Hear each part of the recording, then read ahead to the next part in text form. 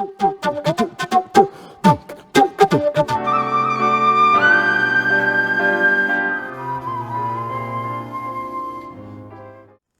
everyone, I'm here with Teymour Housego, an amazing virtuosic Bansuri player. So Teymour, I can see you've got this instrument in front of you, the Bansuri. You've got quite a few instruments. What is it? Well, the Bansuri is a flute in its most organic sense. They're made from bamboo, sourced generally in the northeastern state of Assam, which produces the finest bamboos that can be used for Indian flutes. These are all made by one of India's preeminent Bansuri makers, and they're all handmade. And once a year or twice a year, he goes up to Assam, samples the finest bamboos, brings them back to his workshop in Delhi, and he now has a team of trainees, and they make the flute. So you've got essentially 6 holes to produce all the flats and sharps and quarter notes. A blowing hole, so technique-wise it's quite similar to the Western flute, and then you have another hole down at the bottom there. Some players with very big hands, unfortunately I have very small hands, manage to reach down there with their pinky, but I've cheated. I've got a little key because my hands stopped growing when I was about 5, so I can't quite do the stretch. Amazing. So one key difference, I think, from the Bansuri and the Western flute that you alluded to is the fact that this is just all one piece of wood, apart from that little cheat that you mentioned.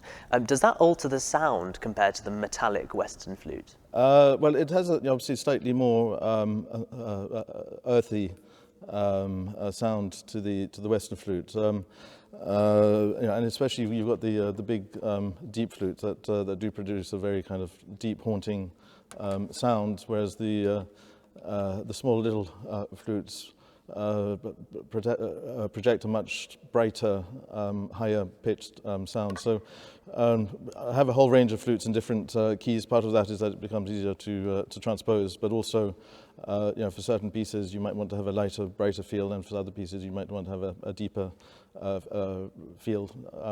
In terms of the history of the Bansuri,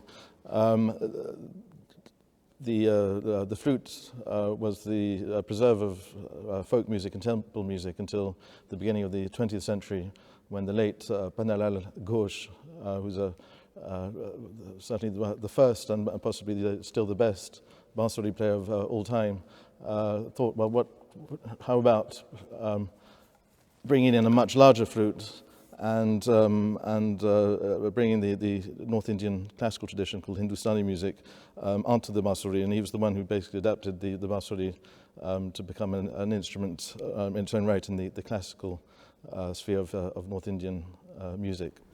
Amazing. So it's kind of followed this tradition, similar to what we have in Western classical music, right? With music initially being the preserve of religion and sometimes the courts, but now having moved with kind of the secularization of society, some might say, into kind of concert halls and people's kind of social lives as well. So you mentioned the larger flutes and the smaller flutes. What are the kind of key sonic differences? Perhaps you can demonstrate just with the large and then the small. So with the larger flute, you're going to have a very deep sound. And for a pure North Indian classical Hindustani settings, generally you'll always be playing the larger flute. You'll be playing the smaller flute for lighter music, semi-classical, Bollywood, folk music. But for the large, for a formal setting, it would always be the large flute. This is actually an E flute, so the tonic corresponds to E.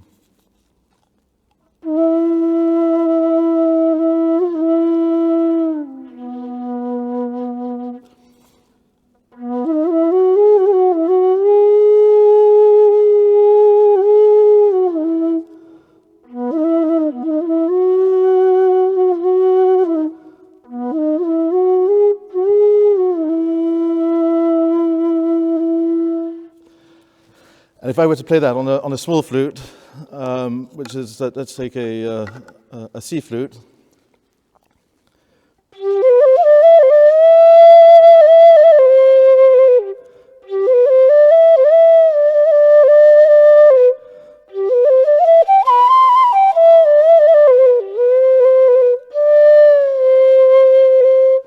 So you can hear, it's much brighter, lighter feel.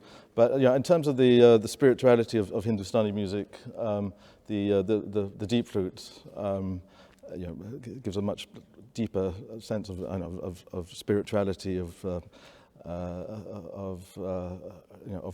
mournfulness. So I wouldn't usually use the small flute in a pure classical setting. It's really interesting that you kind of, even if you're playing the same notes on two different sizes of flute, that you kind of suddenly get different characteristics from them. And I definitely heard that in terms of the kind of mellowness of the larger flute and the slightly more shrill sounding of higher flute. You also mentioned that was an E flute. Could you talk a little bit more about why the tonic is E on that flute? Yeah, so in North Indian music, in South Indian music, it's a bit different, but that's probably a conversation for another time. But in North Indian music, we are trained that this is our tonic. So North Indian music is a modal music where normally you play in the same key throughout, and the richness of Indian music is, of course, all the embellishments and the slides, and so melodically very rich. But the concept of harmony doesn't really exist in Indian music. So normally, as you'd be playing in one key from beginning to end, we are taught that this note is sa, which is the tonic note, and therefore it's much easier just to take another flute in a different key if we're going to play in a different key. On the G flute, when I play sa, this corresponds to a G on the Western flute and to a G on the piano. So if I'm reading a Western flute part, I would typically play this, take this flute, because the fingerings more or less correspond to those on the Western flute, and they correspond to concert pitch on the piano. Amazing. There's just a few more things I want to cover. Firstly, the range of the Bansuri. So if we stick with the G flute, kind of how low can we go and how high can we go? So comfortably, each Bansuri has 2 comfortable octaves, and you can probably extend that by another fourth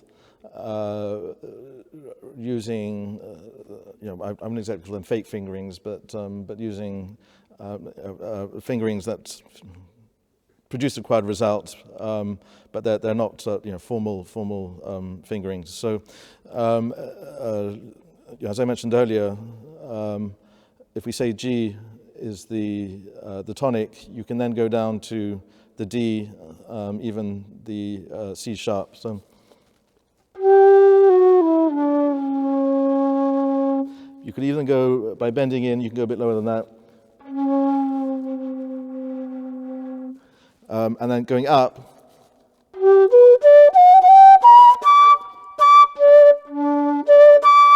so those are the 2 comfortable octaves, and you're basically going from the fifth to the fifth to the fifth. But you can also, using slightly adapted fingerings, get to the a G above that. So.